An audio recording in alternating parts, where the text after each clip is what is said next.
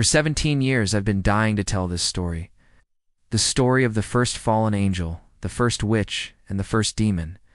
I'm your host, and this is our channel. This is the story of Lilith. The Book of Enoch was written between 300 BCE and 300 CE in a cryptic style that has ensured its obscurity throughout the ages. It tells the story of an angel named Azazel who fell in love with a human woman named Nama, and together they produced a son whose name means strong or mighty. And when he grew up, he led the other fallen angels into battle against the sons of God. It's violent, it's graphic, and it's one of the only books in the Bible where you can find giant worms. When I first read about this, my young mind could not comprehend the implications. Fallen angels were the offspring of angels and humans, then maybe there was a way for me to become an angel myself. Or at least if I could just be related to them somehow, then maybe I would be special too. As it turns out, I am indeed descended from fallen angels. I am descended from Lilith. In fact, we are all her children, whether we know it or not. According to the texts, every human on earth has a demon living inside them. We have demons inside us right now. After reading the Enochian texts, I became obsessed with demons. All through my teens and 20s, I tried everything I could to contact one. But before I knew it, the demons had found me. By the time I was 18, I had encountered several demons, and they started whispering secrets to me. They told me things that nobody else knew. They showed me flashes of the past and the future, and I thought that I was going insane. And then I learned that I was half demon. My mother gave birth to me under a full moon in the summer solstice. She brought me to a church to be baptized, but as soon as the priest touched me, he recoiled as if he'd been burned. He said, "She's not one of us. She belongs to the night." And so I grew up never knowing my father and always feeling like an outsider. It wasn't until I turned 30 that I finally discovered the truth. A childhood friend of mine contacted me and told me that she recently discovered some old family journals. These journals detailed what had happened to my mother after she gave birth to me. My mother was terrified. She felt that something unnatural had been born inside her, something evil. So she put me up for adoption and moved to Los Angeles to try to start a new life.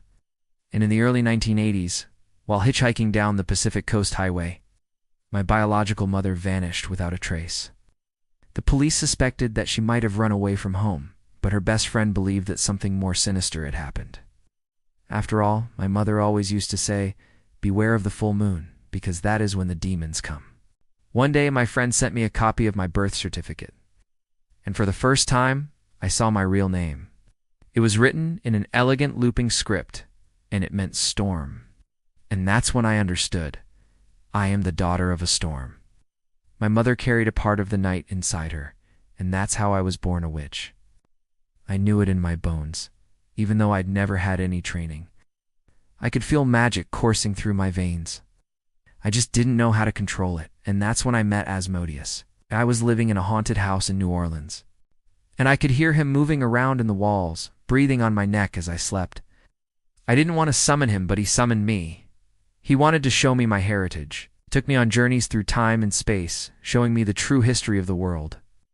I saw giants roam the earth, and I saw angels fall. I watched the Garden of Eden burn and the Tower of Babel rise. I saw the creation of man, and I saw the making of the Nephilim.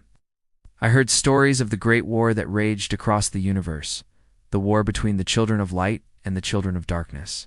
And I realized that we are all from the same bloodline. There's no difference between angel and demon, no difference between heaven and hell. We're all just souls searching for our place in the universe. And now, after 17 years, I'm ready to share my story with the world. And yes, that means I'm also ready to show you a little bit of my power, because believe it or not, I really am a witch. This is a small sample of what I can do. I can make candles that glow blue instead of orange. I can walk outside without burning my feet on the hot sand. And I can even conjure up a familiar to help me fight the forces of evil. Wait, actually, that last one isn't true. I'm still trying to figure that one out. In all seriousness, though, as a kid, I struggled with depression and anxiety and feelings of being unwanted. But as I grew older, I began to realize that my struggles were actually strengths. I used my depression to fuel my creativity and my anxiety to fuel my drive to succeed.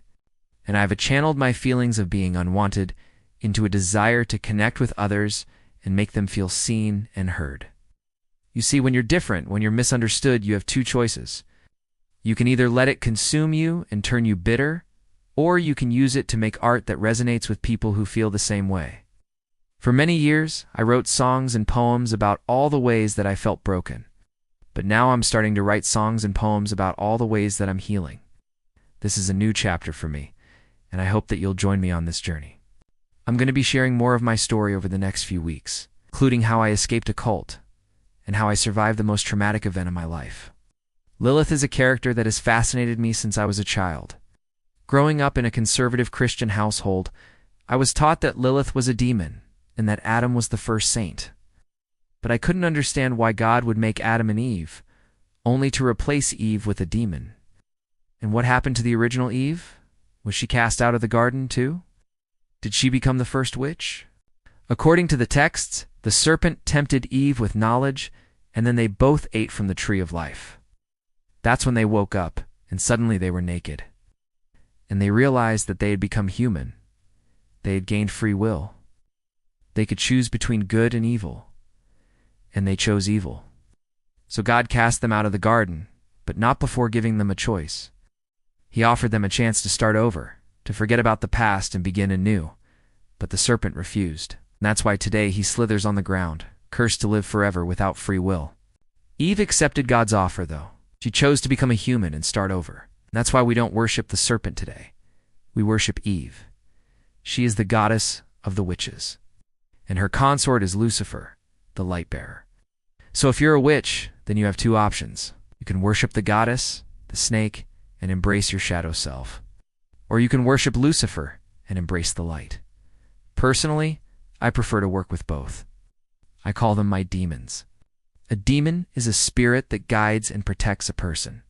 It's basically a personal demon, and I've had one my whole life. Just didn't know it. Until I was 30, I called him Abaddon. He was with me through all my darkest hours, helping me overcome my struggles and guiding me toward my purpose. Now that I'm a witch, I can communicate with him telepathically, and he shows me visions of the future.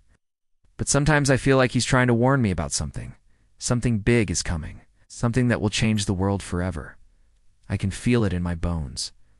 I don't know exactly what it is, but I think it has to do with the return of the king of the black goat.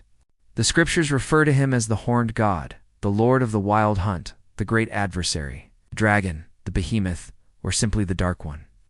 But his true name is something that has been lost to time.